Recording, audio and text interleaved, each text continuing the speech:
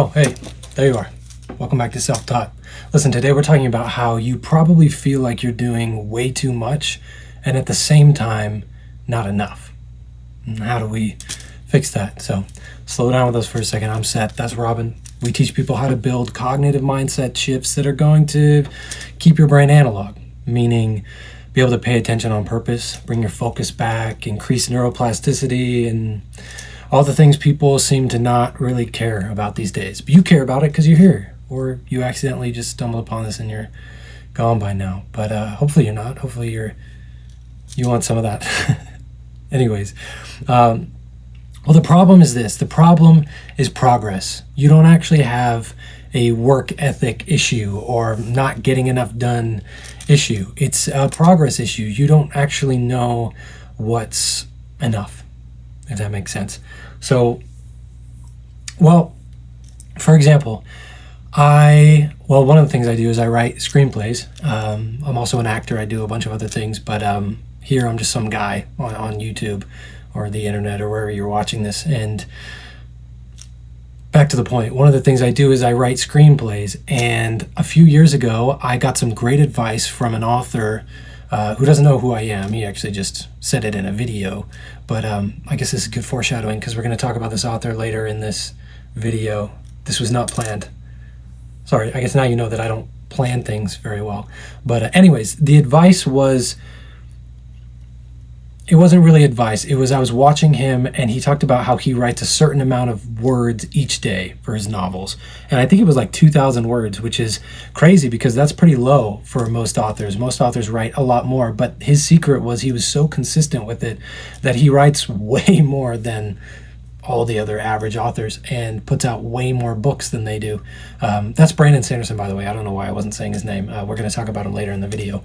But I heard this and I thought, well, I just need to know what's enough. So I figured it out for me. And because I was writing screenplays, I was like, well, I'll just write 3 pages of a screenplay a day at least. And that will be enough. And so I did that for a while and then I accidentally wrote a screenplay, 120 pages later. And the secret was I didn't end up writing 3 pages a day. I ended up always writing more. And maybe there were a few days I wrote 3 pages, but I can't even remember. I honestly think I wrote at least 5 every single day. It was just setting an amount that would make me feel good at the end of the day, where I went, yeah, that was enough at the time. Or that was enough for the day, and now I can go to sleep without the demons, attacking me saying you haven't done enough. But like I said, it's a progress problem. You don't feel like you've done enough because you have no idea what that feels like. You have no parameters on yourself. And sorry, just let me check my notes here. I'm actually doing it with notes this time. Isn't that crazy? I normally just memorize these things because we're the memory dudes. But I figured I don't need to memorize every single video for you guys to get the point. I can just actually put together some thoughts and read them off. Sorry, that was a tangent. I have a lot more tangents to come. And, well, I guess you'll get to experience that when we get to that. But anyways, the point, one of the points is you could probably do your whole day in an hour. You could probably get done most, if not all of what you need to do in an hour. It's all your other responsibilities and your distractions that end up making it take so long. And look at it. I wrote 3 pages a day and that doesn't even take an hour. And if I did that in the morning, right when I woke up, I felt good the rest of the day. It's about making this little contract with yourself. And this is feeling a little bit meandering, but let me get to an even bigger version of this concept, a way you can actually apply it to everything through something that this author, Brandon Sanderson, said, or I don't know, probably continues to say because it's in his lecture series. So the question is how to make it actually feel good, how to actually make it feel like you've done enough. Because setting the goal, I guess, isn't completely enough. You have to actually do it and you have to actually watch it. So here's how I do that. I translated this concept from writing to life and to lots of other things, goals, days, everything. So if you don't know who he is, Brandon Sanderson, he's a fantasy author, and I guess he writes other things, but he also teaches at a college that's actually nearby where I live, and he does this series and he puts them online every 5 or so years, every time it changes enough. And you should go watch them if you're interested in writing at all, or just plot, or anything in the fantasy science fiction realm, or if you're just curious because I know a lot of people are just curious, and I find understanding how things work structurally is fascinating in all realms. And Robin thinks so too, but he's also saying get back to the point. And so the point being, he teaches plot, or it's not just plot, it's he calls it the 3 P's. Let's just start there. And progress is one of them, but it's promises, progress, and payoff. Okay? And let's see, promises. What are promises in a book, for let's say, because he's teaching it through that medium? Promises are kind of at the beginning of the story. They can be throughout the story, but they're mostly at the beginning, where it's just what they're promising tone-wise, like what this book is going to feel like, character-wise, like setting up where this character is going to go. It's setting expectations for the readers. And you'll find that without these things, you'll have stories or movies or books or whatever shows that just feel kind of boring because you don't know what you're supposed to be looking for. That's what the promises are. The progress, obviously, is just feeling like those things are moving. So it could be closer to the goal, could be further away from the goal. Anything like that is progress. We just, as readers or as watchers or as people, need to feel this sense of push and pull. And then obviously payoff, most important part, is the end. It's the fulfillment of those promises. And you have things like twists sometimes that are giving the reader, or giving the person something they didn't know they wanted. That's kind of what a twist is. It's like you still have those promises and progress and stuff, but then boom, here's this thing. You handed them something even better that they didn't know was there. And the payoff is mostly overlooked a lot of the time. And this is why I like to write backwards. I like to know structurally what's in the end so that I can set up, what promises and what progress would make this thing fulfilling, if that makes sense. And it's just funny because, our brains are pattern recognizing machines. And, this is a crazy thing. And I learned this a few years ago. Studies have shown that people actually like books and stories more when the ending is spoiled for them. Like their enjoyment I don't know how they actually did it. I should probably pull up the study before I make a video like this.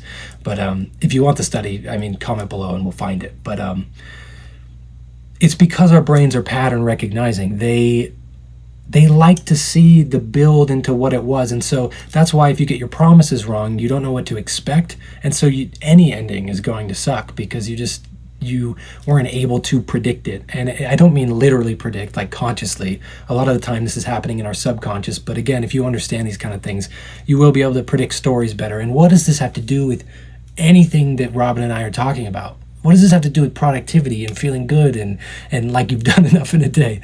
Well, you've probably connected it a little bit by now, and if you haven't, I'll connect it for you. We can take this promises, progress, and payoff structure and add it to our lives. We can structure a whole day using these 3 Ps or whatever. We can also structure a goal or all of our goals using these 3 Ps and create a whole system around it. But let's just talk about the day. In a today, I'm going to slow down. In a day, the promises are your to-do list. So hopefully you make a to-do list the night before. That's what I would say. I wouldn't try and do it in the morning when everything is hectic and you're trying to pick out what to wear and you already haven't done enough.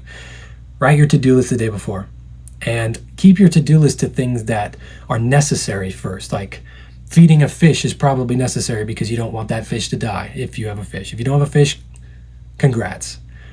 But necessary things that if they don't happen tomorrow, then life ceases to be life and functioning. And there's probably not a lot of those things, but let's get those things done first and solidified.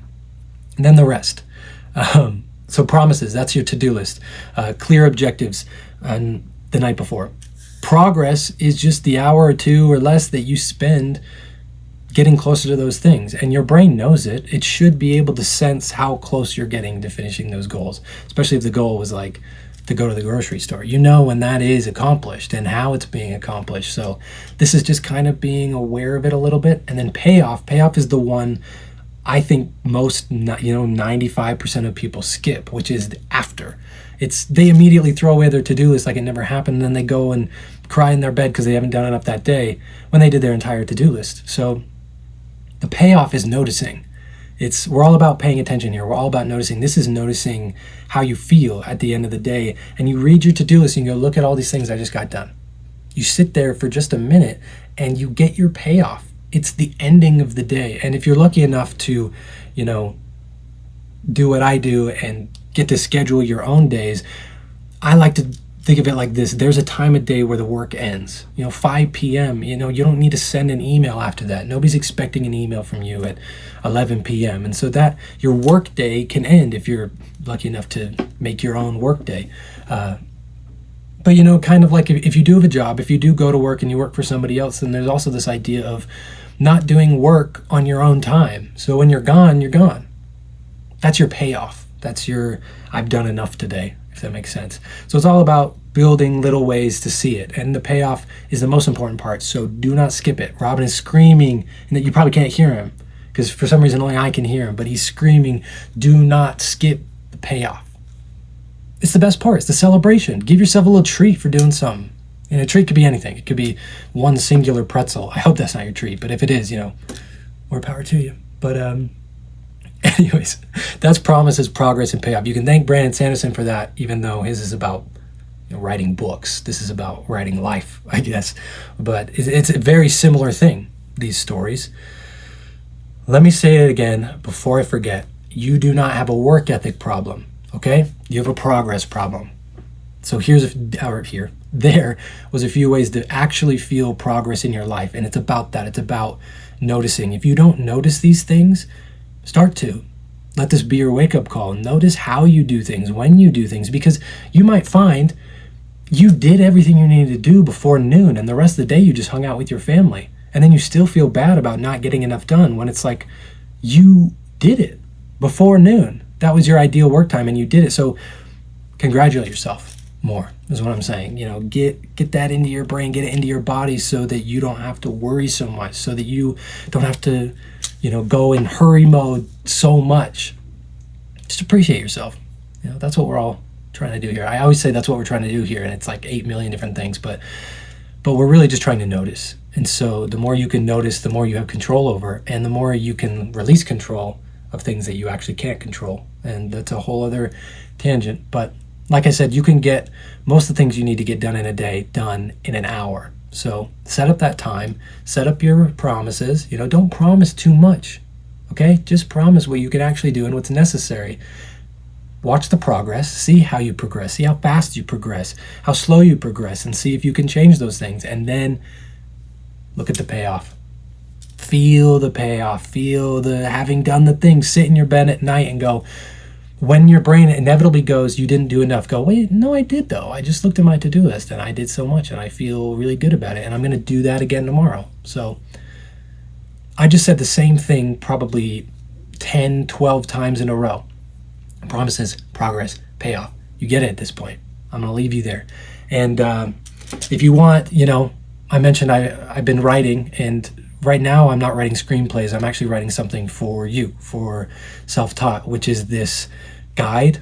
I'm going to call it, I think, Pay Attention on Purpose. And if you're watching this immediately, it's probably not out yet, but soon it's going to be out, and it'll be in the description for all these videos. So this is a shameless plug, but it's really for people who don't want to comb through my social media and have to figure out all these tips and tricks. I took the best ones, plus a bunch that I haven't talked about, and just how I think and how I decide and how I choose what I do and how to even figure out what you like to do, and put it all in this guide, this PDF that's kind of like almost analog. We're trying to get analog here, and it's for the people who don't want to be on social media all the time and have to even watch me on social media, even though what I'm trying to do is get you off of it. This is a way to get even more off of it, to get off of it more.